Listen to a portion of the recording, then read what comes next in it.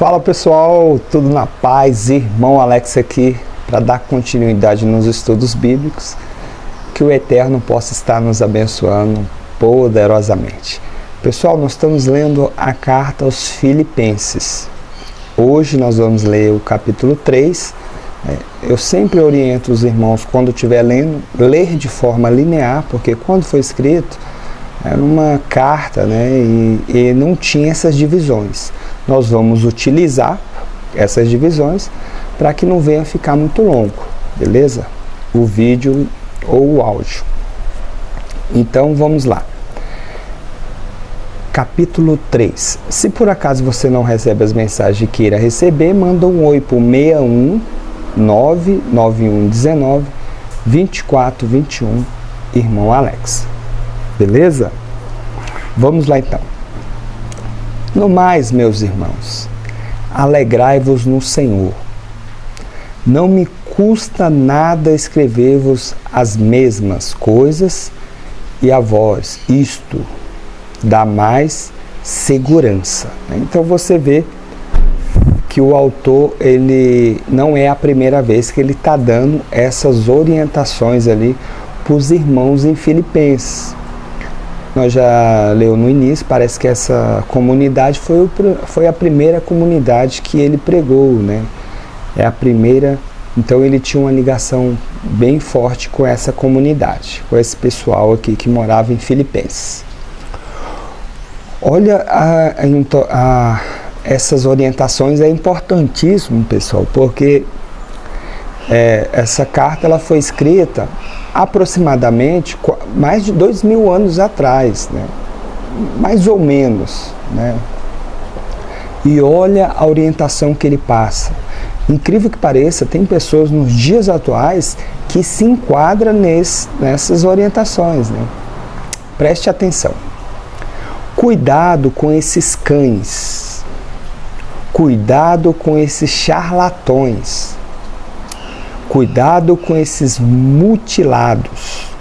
Os verdadeiros circuncidados somos nós, que prestamos culto movido pelo Eterno, né? Aqui está dizendo pelo Espírito do Eterno. Colocamos nossa glória em Yahushua, né? Que é o Messias, que nós conhecemos como Jesus, e não confiamos na carne. Interessante. Bem que eu poderia pôr minha confiança na carne, se algum outro pensa que pode confiar na carne. Eu, mais ainda.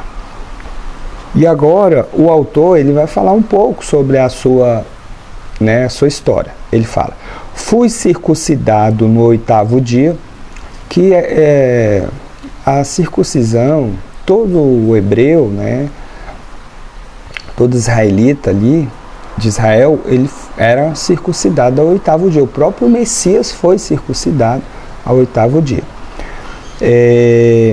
Sou da raça de Israel, né, da tribo de Benjamim, hebreu, filho de hebreu, quanto à observância da lei, fariseu, né, fariseu era um tipo de uma autoridade que tinha em Israel, né, muito importante, né? Tinha um status muito grande, né? Então ele era fariseu, então ele tinha todo o status ali do povo de Israel. No tocante ao zelo, perseguidor dos discípulos do Messias, né? Quanto à justiça que vem da lei, irrepreensível. Então para ele achava ele irrepreensível, ele observava todas as tradições, todas as prescrições que eram colocadas ali para ele observar. Aí ele fala, mas essas coisas que eram ganho para mim, considerei, né, ele considerou prejuízo por causa do Messias. Por causa que ele perseguiu, né, os discípulos do Messias. Então ele fala que isso aí foi um prejuízo para ele. Mais que isso, julgo que tudo é prejuízo diante deste bem supremo que é o conhecimento do Messias, de Yahushua, né? Meu Senhor. Por causa dele, perdi tudo e considero tudo como lixo, a fim de ganhar o Messias e ser encontrado unido a ele. E isto não com minha justiça, que vem da lei, mas com a justiça que vem pela fé no Messias. A justiça que vem do Criador, com base na fé. Então, ele fala que, por causa dessas tradições que ele seguia, tudo, por ser um fariseu, ele perseguiu os discípulos do Messias, né? E o próprio o pessoal ali que era fariseu, né, foi um dos responsáveis de ter matado o Messias, né? E vamos lá, continuando. E é assim que eu conheço o Messias. A força da sua ressurreição e a comunhão com seus sofrimentos tornou-me semelhante a ele na sua morte, para ver se chego até a ressurreição dentre os mortos. Não que eu já tenha recebido tudo isso, ou já me tenha tornado perfeito, mas continuo correndo para alcançá-lo, visto que eu mesmo fui alcançado pelo Messias. Então ele fala que ele foi alcançado, né? Então, na verdade, que quem escolheu ele foi o Messias, não foi ele que escolheu o Messias. Irmãos, eu não julgo já tê-lo alcançado. Uma coisa, porém, faço, esquecendo o que fica para trás, lançando-me para a frente, que está à frente, lançando-me em direção à meta, para conquistar o prêmio que do alto o Eterno me chama e recebe no Messias. É assim que nós, os perfeitos, ó, interessante, ele chama os perfeitos, né? Porque na verdade quem traz essa perfeição para nós é o próprio Eterno. Os perfeitos. Devemos pensar, e se tivermos um outro modo de pensar, nisto também o Eterno vos esclarecerá. Isso aqui eu achei interessante, pessoal, porque tem muitas pessoas que têm dúvidas com relação a determinados assuntos, né? Então, se você for buscar em livros, você vai pegar uma série de pessoas que pensam de uma forma, uma série de pessoas que pensam de outra forma. E ele fala que o Eterno vai vos esclarecer. Então, é importante, se você tiver alguma dúvida, tiver alguma questão, você ir direto ao Eterno, né? E oração, e busca ver se ele esclarece, né, a sua dúvida. Então vamos continuar. No entanto, qualquer que seja o ponto que tenhamos chegado, continuaremos na mesma direção. Irmãos, sedes meus imitadores, todos vós, e reparai bem os que vivem segundo o exemplo que tendes em nós.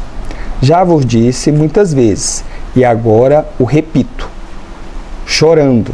Há muitos por aí que se comportam como inimigo da cruz do Messias. O fim deles é a perdição, e o Deus deles é o ventre. Interessante essa passagem aqui. Ó, o fim deles é a perdição. O Deus deles é o ventre, eles próprios, né? A glória deles está no que é vergonhoso. Apreciam só as coisas terrenas. Pessoal, tem que dar uma observação.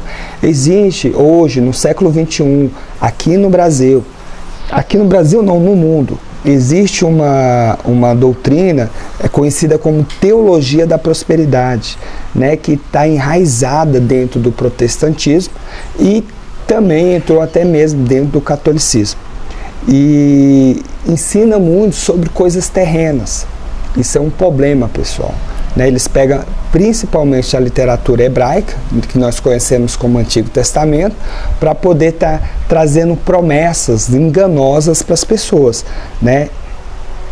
Eles apreciam só as coisas terrenas, né? Infelizmente tem muitos pregadores, pastores, padres, homens aí de todas as naturezas que pregam isso, né? Dizendo que é promessa do Eterno. Cuidado com essas pregações.